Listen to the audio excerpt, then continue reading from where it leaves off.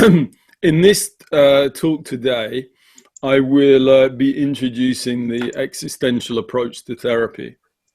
Отже, у цій розповіді сьогодні я буду презентувати екзистенційний підхід в терапії. And I will particularly introduce it for people who are from person-centered or humanistic backgrounds. І я буду представляти його тим людям, які мають бекграунд, мають своє підґрунтя в гуманістичній клієнт-центрованій психотерапії. To think of something of what it can contribute to person-centered and humanistic therapy. Аби подумати про те, який внесок вони можуть зробити в клієнт-центровану гуманістичну психотерапію. So let me share some slides for a presentation, and this is in Ukrainian. Отже, я представлю вам деякі слайди, які будуть тут на українській. I think this is the first time I have done a presentation where I cannot actually understand the slides. Це, певно, перший раз, коли я роблю презентацію і не можу зрозуміти те, що написано на слайдах. So if I am talking about something and it is completely the wrong slide, please tell me. Отже, якщо я буду про щось говорити і те буде тотально відрізнятися від того, що написано на слайді, будь ласка, кажіть мені про це. My own training was in first person-centered therapy for 1 year and then existential therapy for 4 years. Вперше я навчався в клієнт-центрованій терапії протягом року, а потім я навчався в екзистенційному підході 4 роки. And then I came back to the person-centered world and taught on person-centered training courses. І потім я повернувся до центрованого на особистості підходу і навчаючих курсів в цьому напрямку. So I've always been interested in the relationship between the two approaches. Я завжди був зацікавлений в тому, якими є стосунки між цими двома напрямками. And I see my own practice as somewhere between the two. І я бачу свою власну практику десь посередині між ними двома. When I trained as an existential therapist, Коли я навчався як екзистенційний терапевт, one of the things that I found very confusing is that there seem to be many different things that existential therapists were saying. одна з тих речей, яка мене збивала з пантелику, коли я навчався в екзистенційному підході, це те, що було дуже багато різноманітних речей, які були різнонаправлені між собою. Sometimes people seem to say that existential therapy was about facing the meaninglessness of existence. Одні люди говорили про те, що екзистенційна терапія то про те, аби стикнутися з беззмістовністю, позбавленості сенсу життя. But at other times it seemed to be about acknowledging meaning and our fundamental purpose. Але з іншої сторони, це було про те, аби віднайти значення, сенс або якісь певні цілі. And eventually I realized that this was because there are many different kinds of existential therapy. І потім, як з'ясувалося згодом, це було за рахунок того, що існують різні напрямки всередині екзистенційної терапії. So the first book I wrote, which is this one here, was about different existential approaches. Тобто перша книга, яку ви можете побачити тут, була написана мною з екзистенційної терапії, тобто з різних підходів в цьому напрямку. I've also written a introduction to existential therapy. Також я написав вступ до екзистенційної терапії. And my most recent book was outlining how to practice as an existential therapist. І одна з моїх останніх книжок була щодо практики в екзистенційному підході. I guess for me, I see existential or person-centered therapy within what I would call a pluralistic framework. Те, що я бачу всередині екзистенційної терапії, екзистенційного підходу, це те, що я би назвав плюралістична робоча основа. And the starting point for that, and maybe you were at my workshop in Kiev, is that lots of different therapies can be of value. І на початку можна сказати про те, що якщо ви були на моєму воркшопі в Києві, то існують різні напрямки, які можуть мати різну ціну. That there isn't one best way of doing therapy. Що немає одного найкращого напрямку або способу того, як робити терапію. But rather than different clients can benefit from different therapies in different ways. Точно так же, як і різні терапевти можуть мати зиск від різних терапевтичних напрямків і підходів. And also the pluralistic approach says that we should try and talk to clients about what might be most helpful. І те, що ми можемо зрозуміти з екзистенційного підходу, то те, що ми маємо говорити зі своїми клієнтами, що для них було б найкраще в терапії і в роботі. So I don't think the question is existential therapy or person-centered therapy better or truer than the other? Тобто я не думаю, що питання полягає в тому, чи екзистенційна терапія або центрована на особистості краща в роботі. Rather, both ways of thinking and practicing can be of value for different clients at different points in time.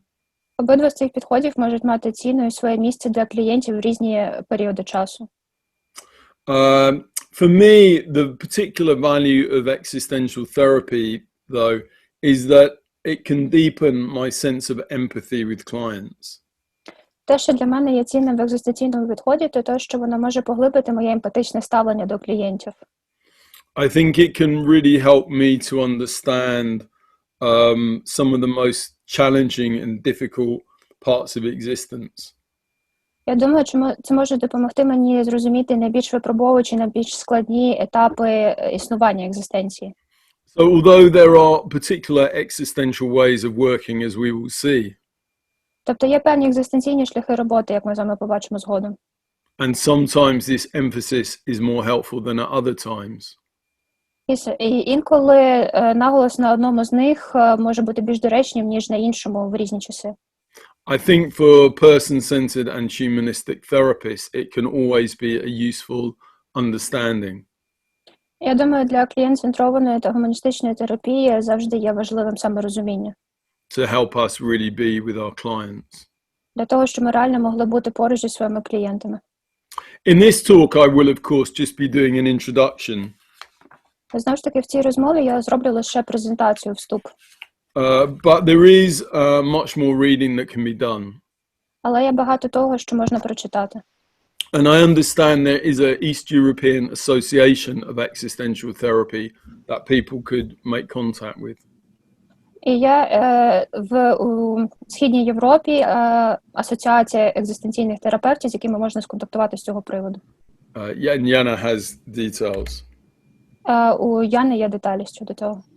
So what is existential therapy? Тобто, що таке є екзистенційна терапія? As I was saying at the beginning, it's a very diverse field. Як я вже показав на початку, це достатньо широке поле. Of course, all therapies are diverse to some extent. Звісно, всі терапії різняться певною мірою між собою. For instance, in the person-centered field, we have many different tribes. Наприклад, ми маємо різні племена в центрованому на особистості підході. But the existential approach is even more diverse than most. Але екзистенційний підхід навіть є ще більш різноманітнішим. Part of the reason for this is because there is no one founder to the existential approach. Одна з причин чого є те, що немає одного засновника екзистенційного підходу. An approach like person-centered therapy has Carl Rogers. Наприклад, підхід центрований на особистості має засновника Карла Роджерса. Or Gestalt therapy has Fritz Perls. А гештальт-терапія має Фрица Перзла. But existential therapy has many different people who have developed existential approaches. Але екзистенційна терапія має багатьох людей, які розвивали екзистенційні напрямки. And often quite opposing views. І часто достатньо протилежні між собою напрямки. There is also differences geographically. Також є певні відмінності в залежності від розташування географії. So, for instance, in the Eastern European existential therapy is quite different from maybe the American existential therapy. Наприклад, екзистенційна терапія в Східній Європі може бути достатньо відмінною від екзистенційної терапії в Америці. But there are also some commonalities. Але, звісно, є і певні спільні, суміжні частки. And perhaps at the most basic level, І, певно, на найбільш базовому рівні what we can say is that existential therapies are therapies that are based on the existential school of philosophy.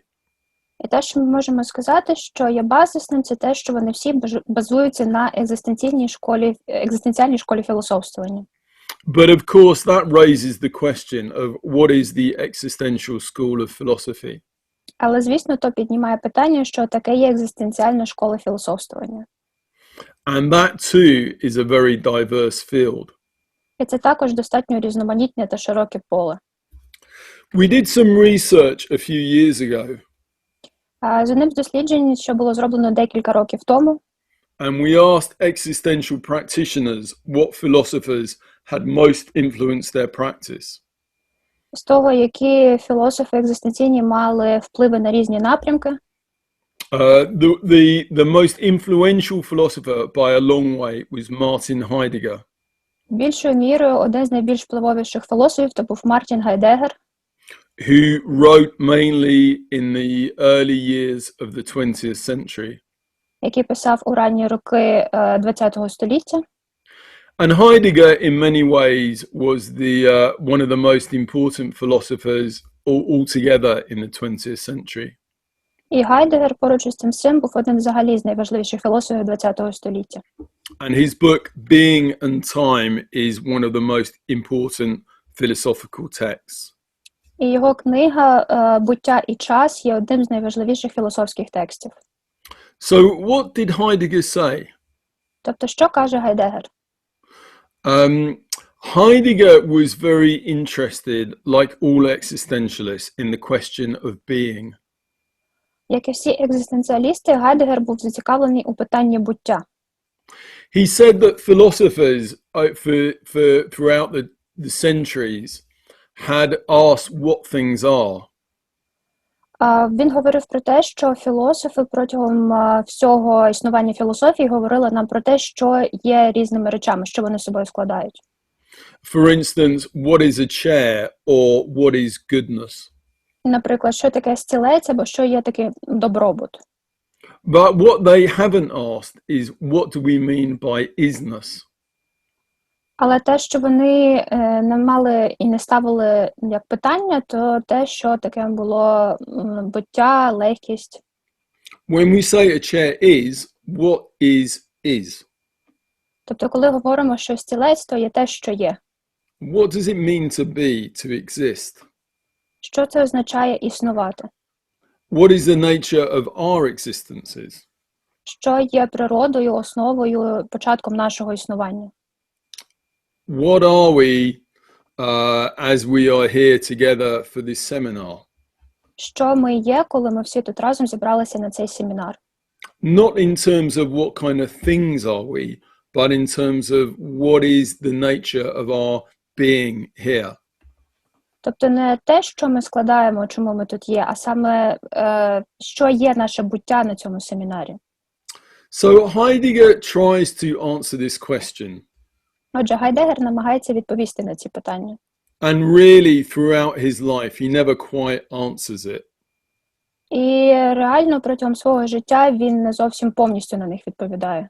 But his way of asking and trying to understand it was fascinating. Але його шлях на тому, аби ставити ці питання і зрозуміти це, був достатньо захоплюючий. Now, it's important to know that Heidegger's teacher was Edmund Husserl. Варто знати про те, що вчителем Гайдегера був Едмунд Гуссерль.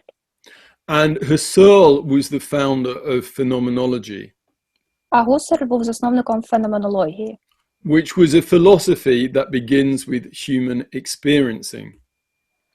Філософія, яка базується на тому, що є людське переживання, відчуття. So when Heidegger asks about the nature of human existence, he tries to investigate it through phenomenology. Коли Гайдегер питає про питання ставить питання про людське буття, він питає про феноменологію відчуття і переживання. Through trying to understand our experience of existence. Намагаючись зрозуміти наш досвід буття, існування. Of course, Carl Rogers was also influenced very much by phenomenology. Звісно, великий вплив феноменологія мала і на Карла Роджерса. And person-centered therapy is very focused on the human experiencing. І центрована на особистості терапія багато в чому, багато мірою, вона була під впливом вивчення переживання. But Heidegger develops a slightly different understanding of human existence from this phenomenological standpoint. Але Гайдегер дещо з іншої точки зору розглядає питання переживання в бутті. And that can explain some of the differences between person-centered and existential approaches. І це може пояснити деякі відмінності між центрованим на особистості підході і екзистенційним. One of the first things that Heidegger says is that we are always in a world. Одна з тих речей перших, про які говорить Гайдегер, це те, що ми завжди перебуваємо у світі. In fact, he describes being as being in the world, all hyphenated together. Тобто те, що він описує як буття, це те, що ми є в нашому бутті, в наших переживаннях, це, власне, і складає наше буття. From a phenomenological perspective, in terms of my experiencing, I don't experience myself as a separate entity. Тобто я не переживаю себе як окрему частку, окрему частину, враховуючи досвід мого буття і переживання. Rather, in my experiencing, there is me talking to you through the computer, all as one holistic entity. Також єдиною холістичною частиною, сутністю є те, що я зараз в своєму переживанні спілкуюся з вами шляхом комп'ютеру. So Heidegger argues that at this existential level, there is no separation between self and world. Тобто Гайдегер говорить про те, що на цьому буттєвому рівні переживання немає розподілення між тим, що є self, тобто єство, і буття світ. Rather, we are inevitably immersed in a world from which we cannot escape. Тобто ми в будь-якій мірі невідворотно заключені в буття, в якому ми перебуваємо. And in his later writings, Heidegger particularly emphasizes the way that language is something that makes us part of the world. І в більш своїх пізніх працях Гайдегер говорить про те, що робить нас частиною світу, то є наша мова. We communicate through language, and language is not created by the self, but created in the world. Ми комунікуємо за допомогою мови, і це те, що було створено не єством, а світом. Heidegger also emphasizes the way that we are thrown into a world of meanings. Також Гайдегер говорить про те, що ми закинуті в світ, що сповнений різноманітних значень, сенсів. For Rogers, it is the conditions of worth around us that are particularly influential. Для Роджерса це є умови цінності, що є достатньо впливовими для особи. But Heidegger emphasizes more the way that we enter a world of meanings. Але Гайдегер більше робить наголос на тому, що ми входимо у світ, сповнений різноманітних значень. A world which says that particular things are meaningful to do. У світ, що сповнений того, що є певні речі, які варто було б зробити. So, for instance, we learn that it is good to care for other people. Тобто, наприклад, ми вивчаємо і розуміємо те, що варто піклуватися про інших людей. Or we learn that it is important to make money. Або ми вивчаємо і розуміємо, що варто заробляти гроші. Or that we learn that it is important to have faith in God. Або ми вивчаємо те, що варто вірити в Бога. And Heidegger says that we internalize these meanings without really thinking about them. І Гайдегер говорить про те, що ми інтерналізуємо ці значення навіть шляхом того, що лише думаємо про них. That we are lost in what he calls the one. Тобто те, що ми є загубленими в тому, що він називає один сам. This is the public social voices that are where we become anonymous. Це є публічні соціальні голоси, шляхом чого ми стаємо анонімними. It is as if there's a great marathon race and everybody is running in one direction. Це схоже на те, що це є один великий марафон, і всі бігуни йдуть в одному напрямку. So we run along with everybody else, never really thinking about where we are going. Тобто ми всі разом біжимо в одному напрямку, навіть не задумуючись про те, куди реально ми йдемо. And Heidegger says that most of us live our lives lost, thrown into this world of meanings. І Гайдегер говорить про те, що ми всі живемо своє життя закинути в це поле сенсів. Never really grasping anything unique or distinctive about ourselves. Загублені в ньому і не знаємо про те, що реально визначає наше унікальне буття і говорить про нас. Never making choices about who or what we want to be. Ніколи не роблячи якісь певні висновки або вибори щодо того, хто ми є або ким ми хотіли би бути. But Heidegger also says that moments of authenticity are possible. Але Гайдегер говорить про те, що моменти автентичності також можливі. And these are moments when we recognize the falseness of all the world around us. І це є моменти, коли ми дізнаємося про сповненість сил світу навколо нас. When we realize that we are fallen into the world. Коли ми розуміємо про те, що ми впали, знаходимося в цьому світі. That we have been living our lives lost in the day. Що ми живемо наші життя загублені в дні. So you can see here that Heidegger's idea of authenticity is somewhat different from Roger's. Тобто, як ви можете побачити, ідея автентичності для Гайдегера відрізняється від того, що то є для Роджерса. For Rogers, we come into the world as authentic beings and lose that through the conditions of worth. Для Роджерса ми входимо в світ як автентичні і потім втрачаємо то за рахунок умов цінності. But for Heidegger, we are naturally inauthentic and have to retrieve some sense of our authenticity. Але для Гайдегера ми є загубленими і маємо віднайти ті сенси впродовж нашого буття і існування. And whereas for Rogers, authenticity is about recognizing our true feelings and values. А для Роджерса наша автентичність полягає в тому, аби віднайти наші реальні істинні переживання і відчуття. For Heidegger, the authenticity is about recognizing the falseness of the world around us. А для Гайдегера автентичність полягає в тому, аби знайти сповненість сил у світі, який є поруч з нами. Heidegger says that one particular experience that can help in this journey towards authenticity is recognizing our mortality.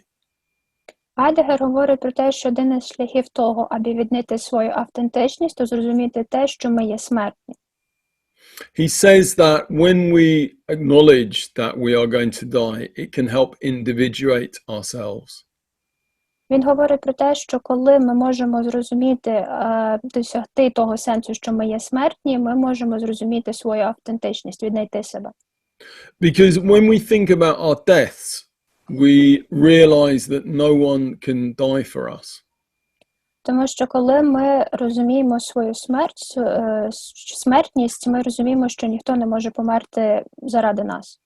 Maybe someone else could come and do this talk for me, or maybe if I was ill, someone else could teach for me. Може, хтось інший міг би зараз робити ту промову замість мене, або йти навчати замість мене. But I can't ask anybody else to die for me. Але я не можу попросити когось іншого померти заради мене. My death is a journey I have to take myself. Моя смерть – то є подорож, яку я маю пройти сам. It's not pleasant to think about this, but in doing so, it can help me recognize that I have my own journey. Це неприємно думати про це, але це може допомогти мені на шляху, який я проходжу. And this is a theme that we see in many of the existential philosophers. І це є та річ, яку ми бачимо у багатьох екзистенціальних філософів. That it's not always pleasant to recognize the truth about our existence, but in doing so, it gives us more authenticity. Що це не дуже приємно розуміти це щодо нашої екзистенції, але це може допомогти нам досягти нашої автентичності. In his earliest writings, Heidegger emphasizes the importance of courage and facing up to life. У своїх ранніх роботах Гайдегер говорить про сміливість щодо того, аби зрозуміти кінцевість свого буття. In the terms of Ernest Becker, an American writer, he emphasized standing naked in the storm of life. А щодо робіт Беккера, він говорить про те, що це ніби як стояти голим, зустрічаючись прямим обличчям, прямо навіч зі своїм буттям. To have the resolve to face the truth of our being. Щоб зрозуміти цю велику силу нашого буття, всю його міць. But in his later writings, he emphasizes something more called Gelassenheit. У своїх більш пізніх роботах він говорить про те, що є щось таке схоже на Gelassenheit. And Gelassenheit is more about an acceptance of being. І Gelassenheit – це те, що приймати реальність існування. He says that the role of human being is as a witness to being. Він говорить про те, що роль буття в тому, щоб зустрітися віч-навіч з кінцевістю буття. That human being is like a clearing in the forest where things can come to light. Це ніби як блуждати по лісу і побачити те, що виступає на світлі. We can see, we can recognize what is. Тобто так ми можемо побачити, що це є. And that an openness to being is the true nature of humanity. І ця відкритість до буття є реальною природою людськості. The second most influential of the existential philosophers was Jean-Paul Sartre. Другим з найбільш впливових екзистенціальних філософів є Жан-Поль Сартр. And Sartre particularly emphasizes freedom and the way that existence always involves choice. І Жан-Поль Сартр робить наголос на свободі і на виборі, який робить людина. Like Heidegger, he focuses on this question, what is existence? Як і Гайдегер, він ставить питання про те, що є буття. But he argues that to exist is to be free. Але він говорить про те, що буття – це бути свободним, вільним. Of course, there are limitations around us. Звісно, є певні обмеження довкола нас. But within those limitations, we can always choose different possibilities. Але поруч із цими обмеженнями ми можемо обирати різні можливості. So whereas a person-centered approach tends to emphasize a natural tendency to grow, І саме в цьому ключі центрований на особистості підхід говорить про нашу тенденцію до самоактуалізації, зростання. Sartre argues more for change through choice. Сартер говорить про можливість змін за рахунок виборів. That there is no process we can trust. Що немає жодного процесу, якому ми можемо довіряти. We are what we choose to be. Ми те, що ми робимо висновок, вибір, як то, що ми є. There were two main phases of existential philosophy. Було дві важливі фази в екзистенційній філософії. After the Second World War, there were people like Heidegger and Sartre and many others. Після Другої світової війни було багато людей, таких як Гайдегер, Сартр. But an earlier phase came with Kierkegaard, who is here. Але на перших фазах то був Сирен Кierkegaard, який представлений тут. Like many of the existential philosophers, Kierkegaard rejected dehumanizing systems of thought. Як і багато інших філософів, Кierkegaard заперечував гуманістифікацію думки. He was also interested in this question of what does it mean to exist? What is the self? Він також був зацікавлений в тому, що це означає існувати і що є єство, self. Kierkegaard particularly emphasizes the value of subjectivity. К'єркегор особливо підкреслює важливість суб'єктивності. And he rejects approaches like positivism that focus on objective understandings of human being. І він відкидає такі підходи, як об'єктивізм, що ставляться по-іншому до людського буття. Instead, as a forerunner of phenomenology, he wanted to emphasize subjectivity and the value of the subjective life. Як один з представників феноменології, він робить свій наголос на суб'єктивності та суб'єктивності життя. And the challenge of being true to our subjectivity. І того челенджу, який робить нас справжнім в нашій суб'єктивності. Rogers quotes Kierkegaard. Роджерс цитує К'єркегора. And in many ways, Kierkegaard emphasizes similar themes about standing back from the crowd and being ourselves. І К'єркегор багато в чому говорить про те, щоб виділятися з товпи і знаходити своє справжнє єство. Kierkegaard was also very religious. К'єркегор також був достатньо релігійним.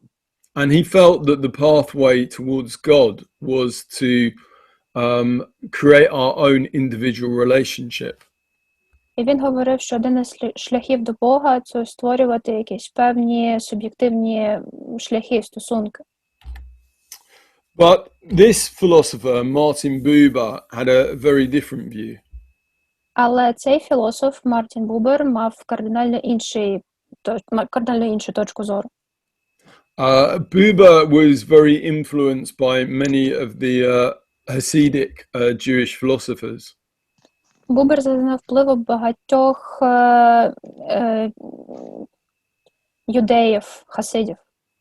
And whereas Kierkegaard emphasizes individuality, Buber emphasizes relationship. І там, де К'єркегор підкреслює індивідуальність, Бубер підкреслює стосунок.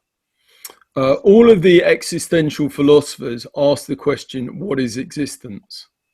Всі екзистенціальні філософи підіймають питання про те, що таке є екзистенція, буття. And for Buber, existence was to be in relationship with others. І для Бубера екзистенція – то було перебувати в стосунках з іншими. His work is very closely connected to some of my own writings around relational depth. Його роботи багатою мірою пов'язані з тим, що я пишу про глибинний стосунок. And Rogers dialogued with Buber and was also influenced by him. І Роджерс спілкувався з Бубером і багато в чому зазнав його впливу. Buber said that we are always in relationship with the world, like Heidegger. Бубер говорить про те, що ми завжди перебуваємо у стосунках зі світом, як і Гайдегер. But he distinguished between two different kinds of relating. Але він робить різницю між двома шляхами того, як ми в них заключені, як вони нас стосуються.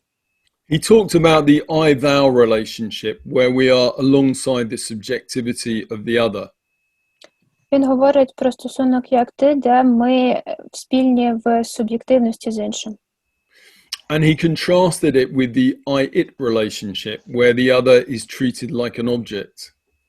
І він протиставляє до стосунку я-воно, де ми об'єктивізуємо того, з ким ми перебуваємо. Of course, the I-thou relationship is like Rogers' core conditions or relational depth. Стосунок я-ти з Роджерсом – це та з одних базових умов, якою ми досягаємо глибини стосунку. And it is a challenge to more objectifying, diagnostic ways of understanding the other.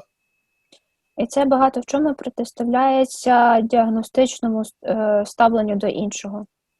That when we talk about the other as a borderline personality or a depressive, коли ми говоримо про іншого як про людину, яка є в межовому стані або депресивному, that we reduce them to an object, a thing, an it.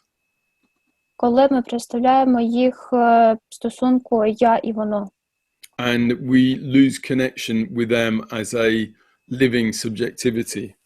І коли ми втрачаємо стосунок з ними як з живою суб'єктивністю, з живим суб'єктом. So all the different existential philosophers, although they were very different, А отже, різні екзистенціальні філософи були достатньо різними. question ways of thinking that dehumanize people. Запитуючи, ставлячи питання про те, що по-різному дегуманізує людей. Whether that's political systems or religious systems or scientific systems. Чи то були політичні системи, релігійні або певні навчальні, наукові системи. And they argue that we must understand human beings as human beings. І вони говорять про те, що ми маємо розуміти людських істот саме як перебуваючих живих істот. And this is very similar to Rogers and the humanists. І це дуже подібно до Роджерса та гуманістів. So in many ways, existential philosophy also gives a great deal of depth to humanistic and person-centered thinking and practice. Тобто екзистенціальна філософія багато в чому створює глибину екзистенційної та гуманістичної терапії. For instance, if we read Buber, we can really deepen our intellectual grasp of the person-centered approach. Наприклад, коли ми читаємо Бубера, ми можемо значно збільшити свій бекграунд щодо підходу в терапії. And like the person-centered approach, existential therapists focus on helping people to grasp and acknowledge and make the most of their existences. І як в центрованій особистості, так і в екзистенційній терапії все спрямовано на те, щоб допомогти клієнтам усвідомлювати своє дійсність існування і максимально її використовувати. There are different kinds of existential therapy, as I was saying at the beginning. Як я і казав на початку, існують різні напрямки і галузі екзистенційної терапії. One of the first ones was called Dasein's analysis, Одна з них – це дизайн-аналіз, which is less popular these days. що є не менш популярним сьогодні. But it developed very interesting critiques of psychoanalysis. Але він розвинув достатньо цікаву критику психоаналізу. This is Medard Boss, Це Медард Бос. who was one of the main founders. То був одним з основних засновників. They actually practiced in quite a psychoanalytic way, for instance, with a couch and with dream analysis. Вони достатньо щільно практикували психоаналітичний підхід, наприклад, щодо коучингу або аналізу сновидінь. But they rejected the psychoanalytic theory and instead adopted a much more phenomenological anthropology. Але вони відкидали психоаналітичну теорію і розвивали феноменологічну основу. They said that well-being was about being open to our world. Вони говорили, що благополуччя полягає у відкритості до світу.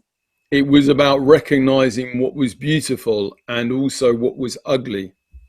Це також про те, аби розуміти, що є красивим або що є бридким. It was about being open to what was trustworthy and also what was dangerous. Це також відкритість до того, що достойне довіри або що є небезпечним. And they defined psychological problems as a closeness to different parts of the world. І вони визначали психологічні проблеми як близькість з різними проблемами, питаннями світу. This was very much based on Heidegger's later thinking.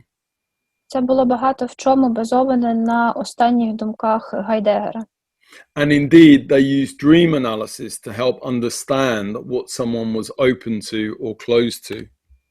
І насправді вони використовували аналіз снів для того, аби зрозуміти, до чого є відкритим або закритим людина. A very different kind of existential therapy was developed by Viktor Frankl. Достатньо відмінним кардинальним був підхід, який розвив Віктор Франкл. And I'm sure many of you have read Man's Search for Meaning. І я впевнений, багато хто з вас читав «Людину в пошуках сенсу». which was for existential therapists the most influential of all books. Що для екзистенційних терапевтів є однією з найвпливовіших книжок. And I think an essential read for every human being. І я думаю, навіки для кожної людської істоти. So Frankl says that human beings need meaning. Франкл говорить про те, що людські істоти, люди потребують сенсу. And that if we don't have meaning in our life, we can fall into psychological despair. І коли ми не маємо життя сповненого сенсу, ми можемо психологічно впасти у відчай. Frankl's approach can be quite directive. Підхід Франкла може бути достатньо директивним. And is actually probably the most different from person-centered therapy. І певно, що він є достатньо відмінним від центрованої особистості підході. He would be very challenging to clients using Socratic dialogue to help them see what meanings their life had. Це може бути достатньо великим випробуванням використання сократичного діалогу щодо пошуку сенсу в тому, що є, в тому, що вони зробили. And sometimes he would just tell them what their lives should be about. І інколи він говорив людям про те, чим реально має бути їх життя. This is the second most influential of the existential therapists. Це другий з найбільш невпливовіших екзистенційних терапевтів. And I'm sure many of you have read his work, Irvin Yalom. Я впевнена, що багато хто читав його роботи. Це Ірвін Ялом. Yalom is also in some ways quite psychoanalytic. Ялом теж певною мірою є психоаналітично спрямованим. He says that deep in our unconscious we know of four fundamental truths. Він говорить, що глибоко в нашому свідомому ми знаємо 4 базових правди. That we will die. Що ми помремо. That we are free. Що ми свободні, вільні. That we are alone. Що ми одинокі. And that there is no ultimate meaning in life. І що немає іншого сенсу життя. And he says that we try and avoid these truths by pushing them down into our unconscious. Ми говоримо, що ми намагаємося уникнути тих правд, викидаючи їх у наше позасвідоме, несвідоме. But as with psychoanalytic thinking, the suppression of these truths creates more problems than it resolves. Але якщо говорити в психоаналітичному напрямку, подавлювання цих правд багато в чому створює багато проблем. So, for instance, we become dependent on other people. Наприклад, ми стаємо залежними і покладатися на інших людей. Because at some unconscious level, we think that will save us from our death. Бо на підсвідомому рівні ми думаємо про те, що вони можуть врятувати нас від смерті. Or we become narcissistic because we think if we are so special, we will never die. Або ми можемо стати нарцистичними, враховуючи те, що ми є такими особливими, що ми ніколи не помремо. So, Yalom's approach is quite interpretative. Тобто підхід Ялома є достатньо інтерпретуючим. And he would use psychoanalytic interpretation to try and understand the underlying anxiety behind what his clients are concerned about. І він багато в чому використовує психоаналітичні інтерпретації, аби зрозуміти, що лежить за базовою тривогою, яка є в його клієнтів. But there is a broader school of existential humanistic therapy which Yalom is roughly associated with. Але є достатньо таке широке коло, з яким асоціюється Ялом в екзистенційній терапії. Based in America around people like Kurt Schneider and Louis Hoffman. Що базується в Америці з таких людей, як Курт Шнайдер і Левін. And this existential humanistic approach has elements of Gestalt therapy, focusing, some person-centered therapy. І цей екзистенційний підхід має свої відбитки в гештальті, фокусінгу, екзистенційній терапії. As with Yalom, it still is a bit more interpretative than person-centered therapy. Точно так же, як і з яломом, це є певною мірою інтерпретуючим, як і в центрованій на особистості терапії. But writers like Kurt Schneider have written a lot about the body, very similar to focusing. Але багато авторів, таких як Курт Шнайдер, багато чого писали про тіло, точно так же, як і в фокусингу.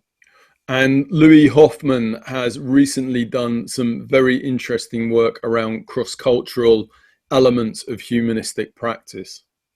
І Луї Хоффман зробив достатньо цікаву роботу з крос-культурного дослідження гуманістичності. This is Emmy van Derzen. Це Емі Ван Берзен. And she is really the most important person in the existential world today. І вона є реально однією з найважливіших персон в екзистенціальному світі на сьогоднішній день. We are all very proud of her, Ми всі дуже нею пишаємося. even though we don't always agree with her. Навіть враховуючи те, що ми не завжди погоджуємося з нею. Her approach, Emmy developed the British School of Existential Therapy in the 1990s. Вона розвивала екзистенційну школу терапії в 90-х роках. Following on from the work of R.D. Laing. За роботами Адрі Ленг. And this has been massively influential all over the world. І це зазнало достатньо великого впливу на весь світ. Emmy's approach is what you might call philosophical counseling. Підхід Емі ви можете назвати філософським консультуванням. She uses the writers of philosophers like Heidegger, Kierkegaard, Plato. Вона використовує письменників і філософів, таких як Гайдегер, Платон, Кierkegaard, to think about how they should live their lives. Щоб подумати про те, як вони мали б прожити своє життя, люди. She invites them to think about the many different aspects of their life. Вона радить думати їм про кардинально різні аспекти свого життя. To face up to the reality of their lives. Щоб зустрітися обличчям напряму з своїм життям. And to learn from the wisdom around them of how they should progress in their lives.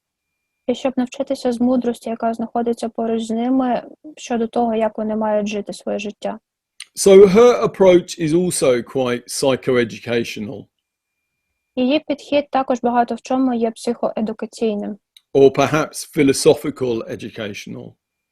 Або філософсько-едукаційним. From the British school, we also have Ernesto Spinelli. І також в британській школі ми маємо Ернеста Спінелі. Who is another very, very influential figure in the existential field from the UK. Що також є достатньо впливовою фігурою в екзистенційній сфері в Великій Британії. Ernesto's basis is in phenomenology. І її базис в феноменології. So his writings tend to emphasize more the importance of being with the client's experience.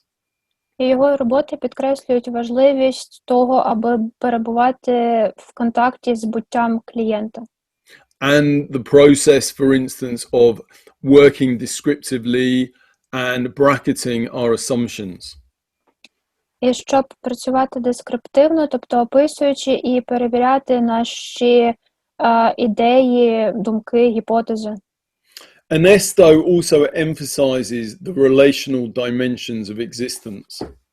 І також він підкреслює стосункові рівні And the way that we inhabit different relational worlds.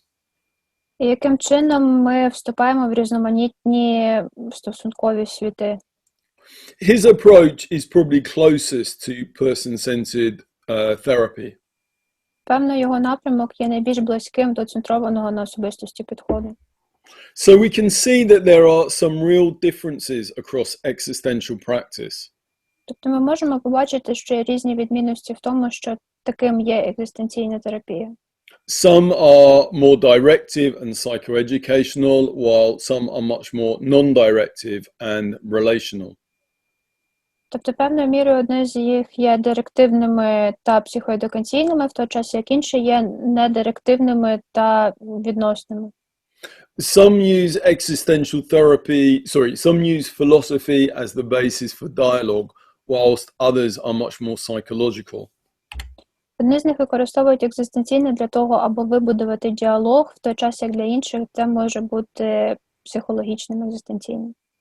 But generally, all the therapy is based on phenomenological and, to some extent, relational ideas and practices. Але певною мірою воно все пов'язане з феноменологічним або екзистенційним рівнем. So when you look at the reality of existential practice, it has many elements that are common to most therapies. Тобто, коли ви дивитеся на різні аспекти екзистенційної терапії, феноменологічної терапії, ви можете бачити достатньо подібні і для інших напрямків. So there is actively listening to clients and empathizing. Тобто, наприклад, є активне слухання та співпереживання до клієнтів. And there is bracketing, which means trying to put our assumptions to one side so we can really listen to the client. Також є розмежування, тобто коли ми можемо поставити наші підозри наші думки щодо клієнтів в одну сторону і перевірити, як то є насправді. And most existential practice, particularly existential phenomenological, tries to work descriptively rather than with interpretation. І більшість екзистенційних практик, зокрема феноменологічні, концентруються радше на описі, аніж на інтерпретації. Of course, existential therapists try not to judge. І певно, що екзистенційні терапевти намагаються не засуджувати. And they ask open questions and they explore what is going on in the relationship. І вони ставлять відкриті запитання і досліджують те, що відбувається у стосунку. They use symbols and metaphors and try and engage in dialogue. Вони використовують символи та метафори для того, щоб залучити до діалогу. There is a way of summarizing this is to say that much existential work involves helping clients to unpack their experiences. І для того, аби підсумувати, можна говорити про те, що багато в чому методики спрямовані на розшифрування, на спроби розшифрування того, що відчувають клієнти. If you imagine that the client has these boxes in their attic of things in their lives. Якщо ви уявите собі горище, сповнене різних коробок у клієнта, and the existential therapist will help them open these boxes out. Екзистенційний терапевт допомагає відкрити ті коробки. To understand more about what their lives and experiences are like. Щоб більшою мірою зрозуміти про те, що є їх існування і життя. And then to try and make different decisions about how to live. І потім зробити інші висновки щодо того, як жити. And of course, this is common to all therapies. І також це є подібне спільне з іншими терапевтичними напрямками. But the existential philosophy behind existential therapy means that it emphasizes particular aspects of existence. Але екзистенційна філософія, що є в основі екзистенційної терапії, підкреслює важливість буття, існування. And what I will talk about now is three of those aspects. І те, про що я буду говорити зараз, це три цих аспекти. About freedom, limitations and meaning.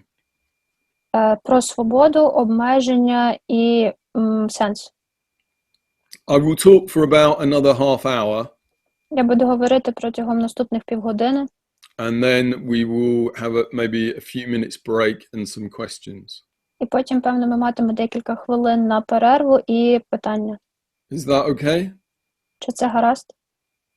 Yeah, okay. So, if we begin with freedom.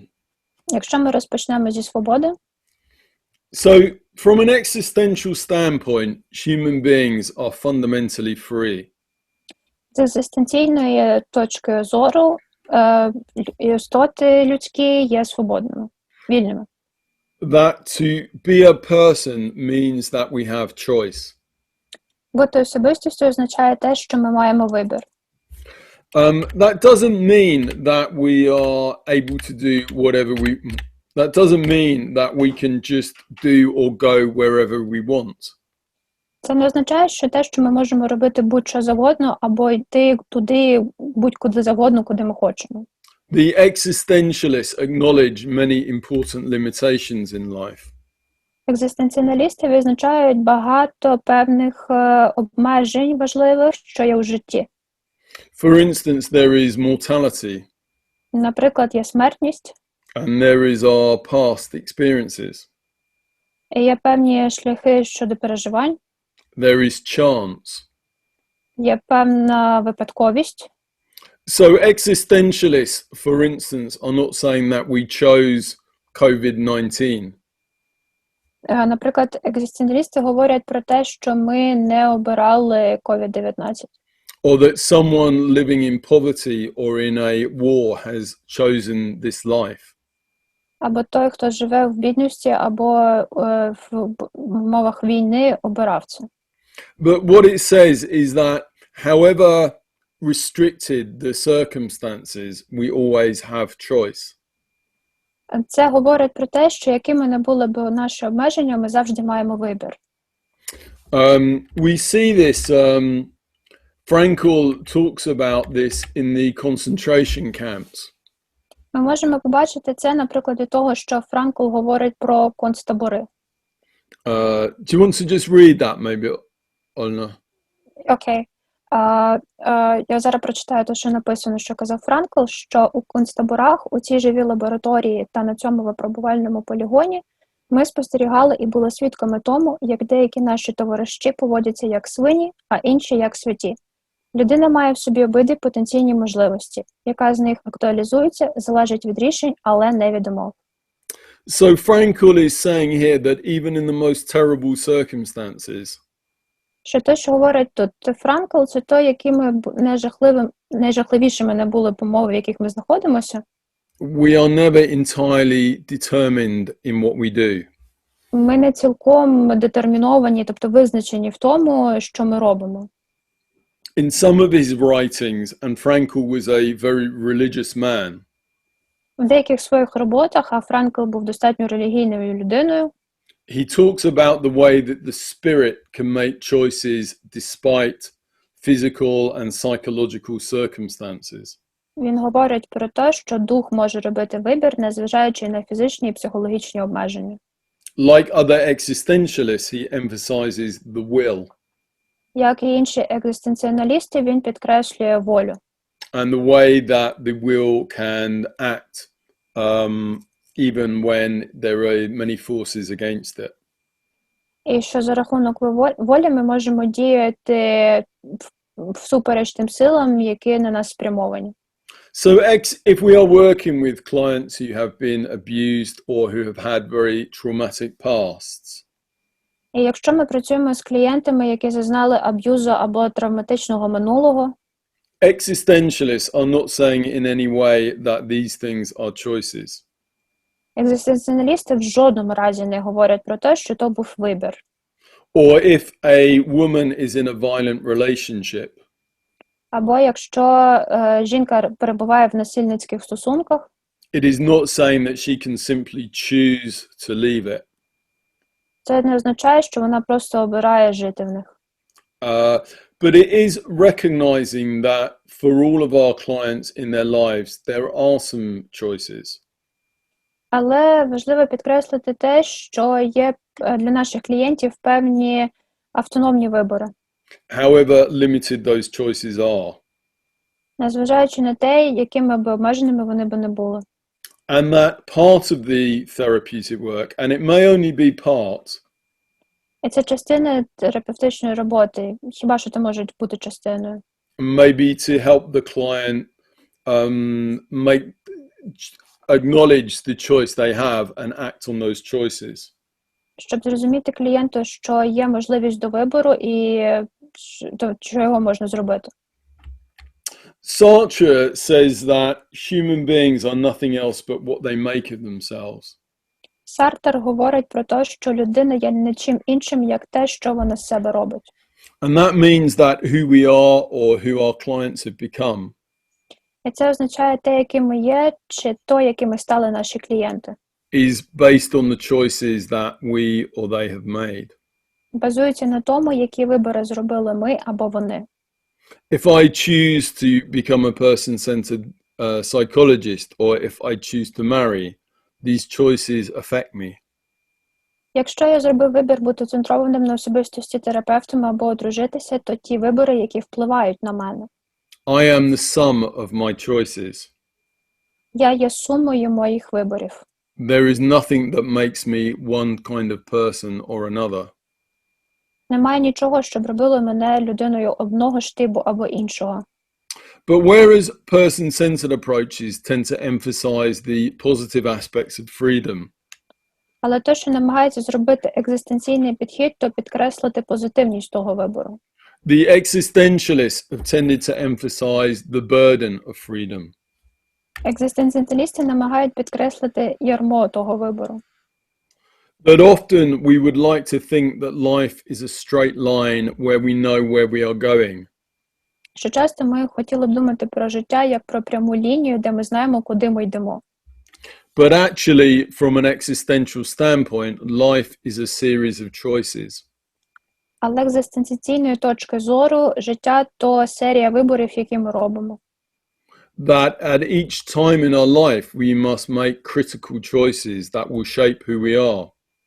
Що на кожному етапі життя ми робимо якісь критичні вибори, які визначають те, якими ми є.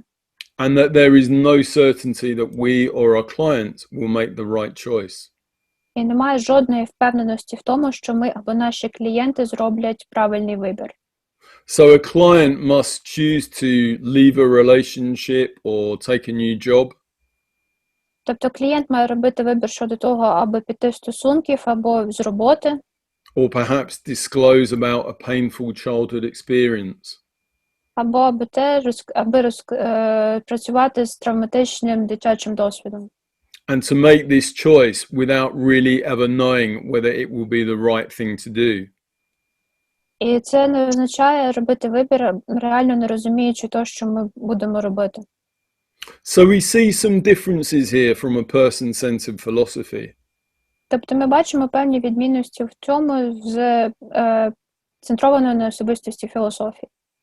In the person-centered approach, we have the idea of a actualizing tendency and a organismic valuing potential. В центрованої на особистості підході ми маємо тенденцію до актуалізації та організмічної довіри.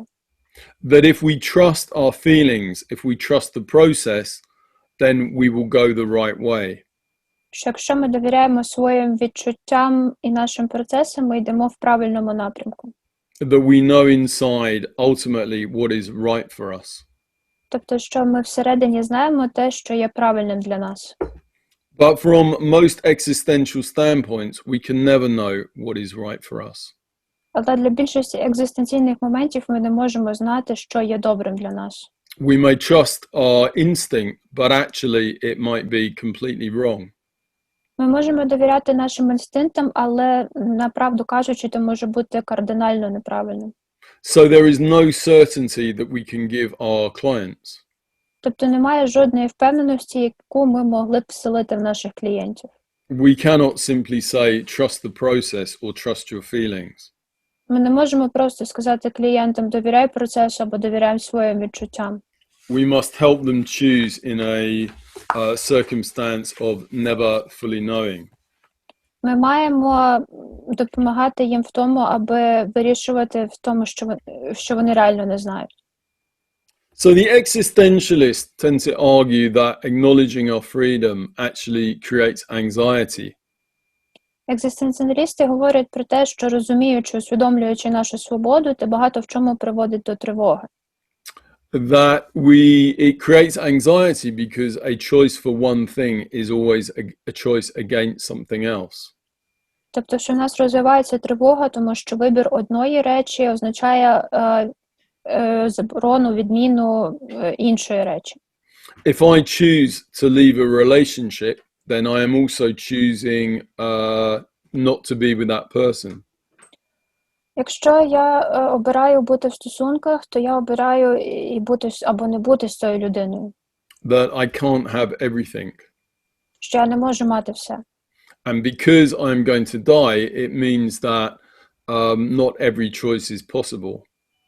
І враховуючи те, що я помру, не кожен вибір є можливим. And then also our choices affect the people around us. І також наші вибори впливають на людей, які знаходяться поруч з нами. That if I choose to do a training, for instance, then it may mean that my family doesn't have as much money. Що якщо я, наприклад, не оберу там навчання або тренінг, то моя сім'я не буде мати стільки грошей. And of course, I can never be certain that I am making the right choice. І, звісно ж, я не можу бути повністю впевнений в тому, що я роблю правильний вибір. And to make choices is a recognition of my kind of non-substantiality, that there is nothing solid in my being. І для мене означає робити вибір – це те, що немає жодної екзистенційності або повної такої закорузлості в тому, що я роблю. That I'm not determined by my genes or by my circumstances or by other people. Що я ніколи не буду повністю визначатися своїми генами або певними умовами або іншими людьми. That I alone am responsible for my life and the life of others around me. Що лише я відповідаю за своє життя і за те, що відбувається поруч зі мною. So the existentialists have argued that the anxiety this creates is something we may try and deny. Екзистенціалісти говорять про те, що ми визначаємо зі своєю свободою, ми можемо то відмежовувати, відмовлятися від того. So, for instance, we deny our freedom by saying that other people make us do things. Тобто, наприклад, ми можемо відмовлятися від своєї свободи, якщо ми говоримо іншим людям, що вони можуть визначати то, як ми живемо. Or we are very cynical about the world. Або коли ми є надзвичайно цинічними щодо нашого світу. Or we say that nothing really matters because what will happen. Або що жодне не має певного сенсу, тому що має трапитися, трапиться. Or we go along with what everybody else does. Або ми робимо те, що роблять всі інші. Or we put our choices off. Або якщо ми відмовляємося від наших виборів, відмежовуємо їх. Or we do the opposite of what people tell us, which really isn't making a choice either. It's just reacting and just saying no all the time like a child. Або коли ми навпаки діємо на протидію тому, що нам кажуть, і це фактично є як така протидія тому, що говорять нам робити інші люди, як так само, як роблять діти. Or perhaps another way of avoiding making choices is by trying to live lives where we do everything. Або точно так же ми можемо відмовлятися від вибору, як і в попередньому випадку, але робити його, намагаючись зробити це все. Where we have a career and we have children and we have our hobbies. Коли в нас є кар'єра, діти, хобі. And we work until 11 o'clock at night. І коли ми працюємо до 11-ї вночі. And we run around in English we say like headless chickens. Do you have this? The same stuff. Okay.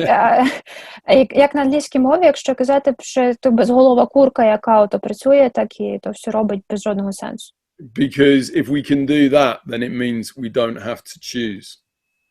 Тобто, якщо ми це робимо, фактично нам не доводиться обирати. And by doing this, it may bring us some temporary relief.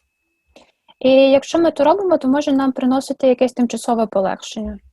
But it means that if we don't feel we are making choices, we don't feel so good about ourselves. Але якщо ми відчуваємо, що ми не робимо вибори, ми не можемо бути повністю задоволені собою.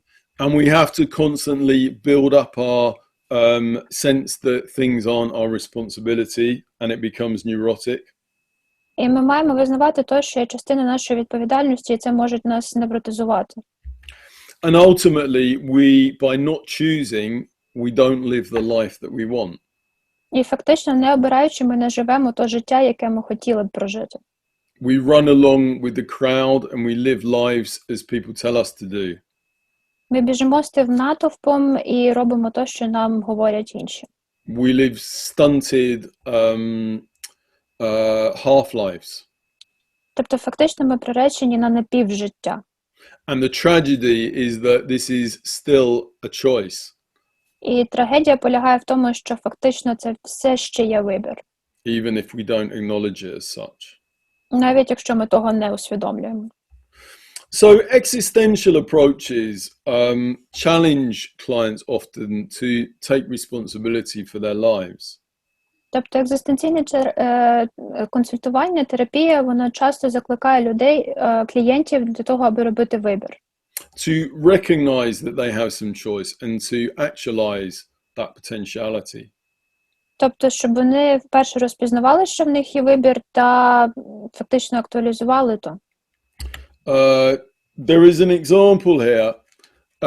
This challenge can range from something that is quite tough to something that is more person-centered. Тобто, тому може полягати в тому, тобто варіювати від більш такого жорстокого, прямого виклику до більш ніжного, емпатичного.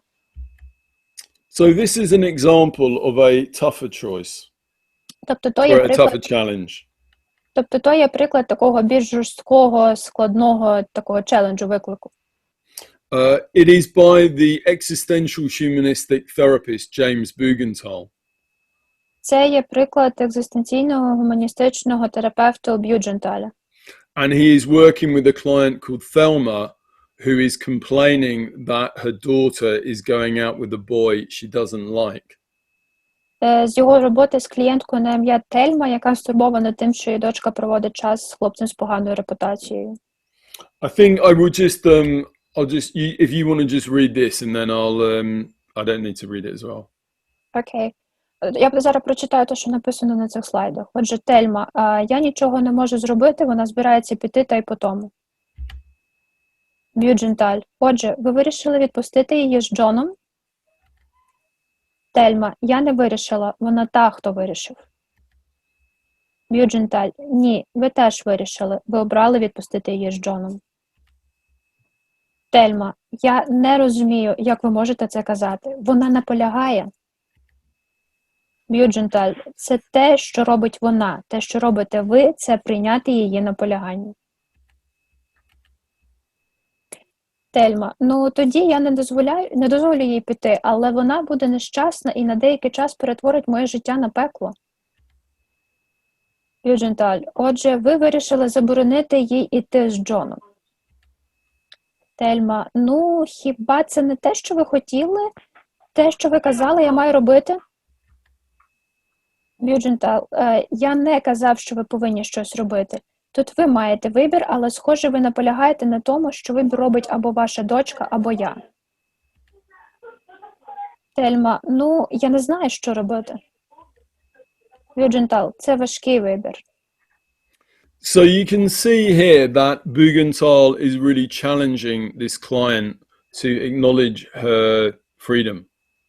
Тобто, як ви можете побачити з цього прикладу, Бюдженталь є такий достатньо викликаючий, провокуючий щодо того, що клієнтка взагалі має свою свободу. And obviously, when we work in this way, we need to be very sensitive. Але якщо бути направду, то ми маємо, якщо працюємо в такому ключі, бути достатньо чутливими. It is very easy for a client to feel that we are criticizing them, which would not be helpful. Клієнт достатньо легко може відчути те, що ми його критикуємо, і тоді то не буде помічним. But at the same time, it can be helpful for clients to remind them that they do have some choices. Але з іншої точки, то може бути помічним для клієнтів зрозуміти їм те, що вони мають вибір. When I do a day workshop on existential therapy, Коли я роблю денний воркшоп з екзистенційної терапії, We do an exercise where we have two therapists and a client. Ми робимо вправу, де є два терапевти та клієнт. And one is more challenging, existential. The other is more gentle and more phenomenological. Один з яких є таким викликаючим екзистенційним, а інший є більш м'яким та феноменологічним. And they both work with the client. І вони обидва працюють з клієнтом. And then at the end we ask the client which one they liked. І потім наприкінці ми питаємо клієнтів, що було для них найкращим. And often what the clients say is that they really like the combination of both styles of therapy. Дуже часто клієнти говорять про те, що їм подобається комбінація обидвох стилів. So they liked having a therapist who was warm and understanding and empathic. Тобто їм подобається, коли є терапевт, який є теплим, приймаючим, емпатичним. But they also appreciated a therapist who was asking them, what choices are you going to make here? Але також вони дуже сильно цінують те, що є терапевт, який питає, а який вибір ти тут робиш? And challenged them if they were procrastinating or avoiding making a choice. І апелює до їх прокрастинації або того, що вони уникають робити вибір. And sometimes just the person-centered therapist felt it didn't move forward enough. І дуже часто центровані на особистості терапевти відчувають, що вони не рухаються вперед. They liked having the question of freedom raised. Вони на шляху того, аби підняти питання свободи. So I will go on to talk about limitations now, but in your handouts there are examples of a softer way of practicing existentially. Зараз я буду говорити про обмеження в екзистенційній терапії, а в ваших роздатках будуть матеріали щодо того, як проходить більш м'який варіант випробування клієнтських уявлень. And in the same way that existential therapists challenge clients to face freedom, so they challenge clients to face limitations. В екзистенційній терапії точно так же, як і постає питання свободи, постає питання обмежень. From an existential standpoint, an authentic life is one in which we recognize our choices, but within the restrictions that exist. З екзистенційної точки зору, наше життя полягає в тому, аби робити вибори в рамках тих обмежень, які ми маємо. So that means recognizing that freedom is always encaged. Це означає те, що зрозуміти, що ця свобода є завжди обмеженою. For instance, Yalom emphasizes that we must recognize that we will die. Наприклад, Йолом говорить про те, що ми маємо брати до уваги те, що ми помремо. He says that any long-term therapy must look at the issue of the client's death. Він говорить про те, що будь-яка довготривала терапія має зосереджуватися на аспекті того, що є смерть. And what that mortality means for them. І що ця смертність означає для клієнтів.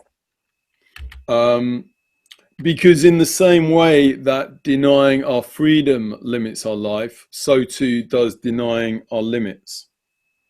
Тобто, фактично, як і можна відмовлятися від свободи, можна відмовлятися від обмежень, які є. I'm just going to go on to, do you want to maybe read this? So this is an example of working with a client called Petra. Тобто, зараз я фактично можу вам прочитати те, що написано тут, то є приклад роботи з клієнтом на ім'я Петра. Who is a young woman who is struggling to acknowledge one of the limitations of life. Та є жінка, яка зараз якраз знаходиться на тому етапі, аби визнати певні проблеми, труднощі, обмеження, які є в житті. And the limitation of life she is struggling to accept is this one. І ті обмеження, в яких вона зазнає труднощів, аби прийняти, то є наступні. That if we want to get something out of life, we have to put something in. Що якщо ми хочемо чогось отримати від життя, ми маємо щось залучити в то життя. Like most of us, Petra would like to be able to have a happy, enjoyable life whilst sitting on her sofa. Як і більшість з нас, Петра хотіла б отримувати задоволення від життя, сидячи вдома на своєму дивані. And not doing any work. І не роблячи жодної роботи. And of course, we would all like that. І, звісно, ми всі б хотіли цього. But that is not how life works. Але то є не те, як працює життя. So this is an example, again, maybe if you want to read it, of helping a client to begin to acknowledge some of these limits. Тобто то є приклад того, як клієнт може визнавати свої обмеження. Do you want to, again, maybe just read this and I'll just roll through some of the slides? We won't do it all. Okay, I can read it. Тобто я вам зараз зачитаю те, що тут написано, або ви можете фактично потім то більш детально побачити в наступних слайдах. Тобто фактично до відвідування терапії Петра заохочував батько. Батько Петри переживав, що вона нічого не робить зі своїм життям, і Петра теж хвилювалася. Вона мало відчувала те, куди хоче рухатися по життю, проводила більшу частину свого часу курячи марихуану та дивлячись телевізор, і дуже заздрила своїм друзям, всі з яких прогресували в різних напрямках. На початку нашої спільної роботи Петра зазначила, що її головною метою було жити незалежно від батьків, і щоб мати змогу це профінансувати, нещодавно вона стала початкуючим у місцевому агентстві з нерухомості. Однак через кілька тижнів після нашої роботи вона звільнилася з посади і згодом переїхала назад до батьків. На нашій 9-й спільній сесії діалог проходив за такими напрямками. That's all. Петра, я просто не знаю, що мені слід шукати роботу, шукати в інтернеті, але я просто, як тільки я починаю думати про це, я сідаю за ноутбук, і є так багато речей, які можна зробити. Наприклад, я перевіряю свій Фейсбук, а потім я, знаєте, дурні ігри та інше, а потім начебто 8 годин, і я просто хочу подивитися телевізор, вийти покурити. Просто це відбувається так швидко. Тож, чи можете ви провести мене через це? Просто скажіть ще раз. Отже, ви сидите за ноутбуком. This is an example of what I was talking about before, about just unpacking with clients their experiences. Тобто, фактично, це є приклад того, що я казав раніше, до того, аби розпаковувати переживання клієнта. I am really just trying to understand how she experiences things in her life. Тобто, я реально намагаюся зрозуміти то, як вона переживає ці речі в своєму житті. Shall I read it? Yeah, please. Окей. Петра, так, я сиджу там і шукаю, знаєте, роботу, я можу, почати з Facebook, потім Tumblr, потім заходжу на деякі сайти з вакансіями і шукаю, пошук такий нудний, і знаєте, це ще до того, як я почала думати про те, щоб щось заповнити. Отже, 5 хвилин, наче у мене все виходить, і тоді, напевно, я на той час отримую щось ще від Facebook на моєму мобільному. Отже, можливо, ймовірно, ще година або 2, перш ніж повернутися до роботи. Okay. Yeah. So, перш ніж повернутися до роботи, і на що це схоже, як я відчуваю, то це майже ніби вам боляче залишатися на цих сайтах роботи. Now it's all. Петра сміється. Так, це так. Я просто думаю, Боже, я просто не можу бути такою засранкою. Знаєте, це така гора, на яку треба піднятися, і я думала про те, як раніше все було так легко, коли я була маленькою. Не було ніяких зусиль, нічого не потребувало зусиль, як я б хотіла, і я просто думаю, що в наші дні, якби я б хотіла щось зробити, знаєте, мені, мабуть, довелося б докласти стільки зусиль, і я іноді думаю, який гудок, ви знаєте, так, ніби я просто не можу бути такою засранкою. І ось, мабуть, чому, знаєте, це з агентством з нерухомості. Я не змогла, хто хоче цілими днями шукати коди цін і таке інше. It's all me. Так, отже, я можу вас зрозуміти. Ви дійсно ненавидите докладати таких зусиль, але це звучить так, ніби ви, здається, говорите, що, можливо, якщо ви хочете продовжувати щось і дістатись кудись у своєму житті, це те, що вам потрібно зробити. Так, мабуть, реальність є такою, що якщо я збираюся щось робити зі своїм життям, мені потрібно відірвати свою дупу і щось зробити. Я не зайду дуже далеко, просто сидячи на своєму дивані, дивлячись телевізор і розриваючись. Тільки якщо я не хочу знятися у Джеремі Кайла, сміється. I'm not sure you know what Jeremy Kyle is, do you? Я не впевнений в тому, чи ви знаєте, що таке Джеремі Кайл. No, it's like Jerry Springer. It's a terrible TV show. Це як Джері Спрінер, це дуже жахливе телевізійне шоу. where people talk about all of their problems in front of a big audience. Тобто, де люди говорять про свої проблеми перед величезною аудиторією. So you can see in this example how we are beginning to look at this limitation of existence. Тобто, як ви можете з цього побачити з цього прикладу, ми дивимося на ті обмеження, які є в бутті, в екзистенції. And in many ways this work is very similar to other person-centered work. І більшою мірою ця робота подібна на будь-яку іншу роботу, яку ми робимо в центрованому на особистості підході. But I think the existential element means that I am a bit more sensitized to issues around, in this case, limitations. Але те, що властиве саме екзистенційному підходу, то те, що підкреслюється і робиться наголос саме на обмеженнях екзистенції. Both existential and person-centered approaches are very rooted in phenomenology. І екзистенційний, і центрований на особистості підхід, вони обидва багато в чому включають в себе і базуються на феноменології. But they both have slightly different biases in what they listen for. Sensitivities to what they listen for. Але вони мають дещо відмінні між собою основи, чутливі основи щодо того, що вони приймають до уваги. So in person-centered approaches, you may be particularly listening for experiences of growth, of development, maybe conditions of worth.